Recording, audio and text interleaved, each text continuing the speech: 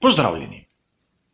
Danes bom spregovoril o zadnji bočni plošči, tistemu aerodinamičnemu elementu, ki je v zadnjih sezonah dobil kar mnogo pozornosti strani aerodinamikov v vseh ekipah Formule 1.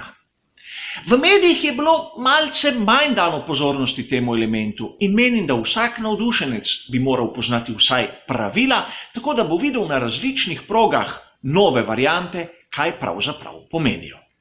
In seveda, zadnja bočna plošča je tisti element na konceh profila zadnjega aerodinamičnega stabilizatorja.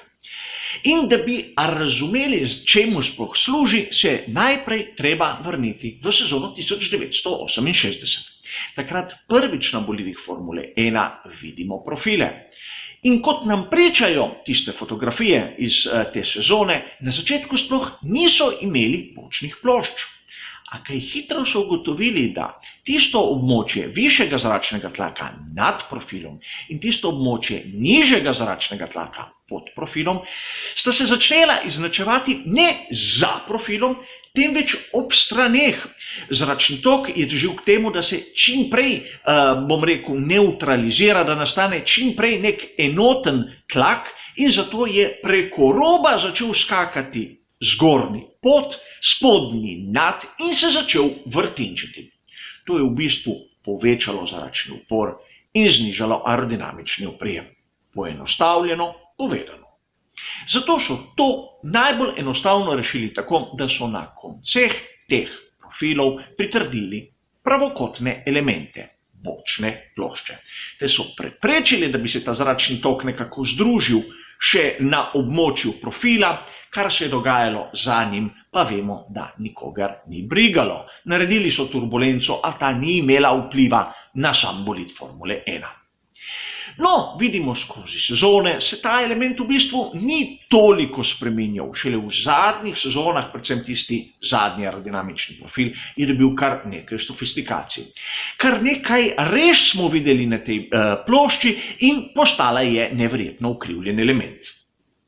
In poglejmo, kaj se pravzaprav dogaja na zadnjem aerodinamičnem profilu.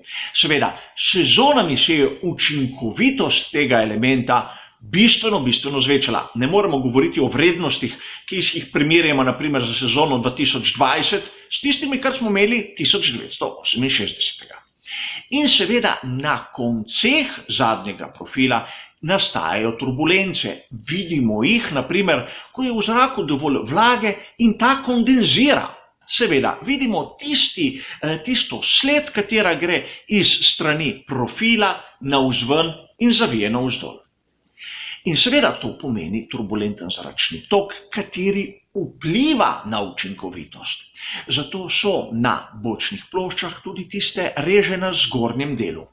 Te nekako pomagajo zračnemu toku, tistemu območju visokega zračnega tlaka na vrhu, da nekako uide mimo te bočne plošče v okolico, tam se začne vrtinčiti v nasprotnem smeru kot tisti vrtinec zgor, ga tako zmanjša in poveča učinkovitost. Seveda, malce smo v teoriji zmanjšali učinkovitost aerodinamičnega profila, a v resnici, ko potegnemo črto, smo rešili nekaj težav s tistim velikim vrtincem in tako dosegli večjo učinkovitost. In to velja za te zgornje reže. Kaj pa tiste spodnje? Tiste spodnje imajo še bolj zanimivo funkcijo. Namreč na tem zadnjem delu bolida imamo kar nekaj elementov, kateri skrbijo, da je zračni tok vse prej kot idealen. Imamo zadnji par pneumatik, imamo izpušno cev, imamo ves tisti zračni tok, ki gre ob karoseriji, ob obesah in pride v ta del bolida. In zato s temi režami nekako prisilijo zračni tok, da se lepo umiri, da se ta turbulentnost zniža in da se usmeri ta zračni tok iz zunanjega dela proti notranjosti na spodnji del aerodinamičnega profila in tako še poveča aerodinamični učinek celega kompleta. In seveda, da bi to dokazali, kakih skic ni, ampak dobil sem fotografijo, kjer se prikazuje ta element, kako izgleda pri ekipi Mercedes, ko so ga na nekem prostem treningu pobarvali s tisto aerodinamično barvo. Vidi se v bistvu, kako miren je zračni tok, kako na spodnjem delu aerodinamičnega profila je zračni tok lep, gladek in tudi ob bokih teh plošč na notranji strani ne vidimo nobenih turbulenc. Da ne povemo, da na tistem srednjem delu, kjer je menjalnik, pa zadnja, ta luč, se vidi, kako je vse v bistvu čisto. In to vse s tistimi režami. In seveda na določenih progah jih je več, na določenih jih je manj, nekje jih sploh ni. Te reže na zadnji bočni plošči pomagajo rešiti določene težave. Če jih bolit nima, tudi rež ni. Ampak na nas, navdušencih, je tudi ta naloga, da spremljamo te razlike, kako se ta element spreminja od proge do proge in kako ekipe rešujejo določene probleme. Toliko na hitrih o osnovah, kaj vidimo lahko na zadnji bočni plošči na sodobnih bolidih Formule 1. Hvala za vašo pozornost in nasvidenje.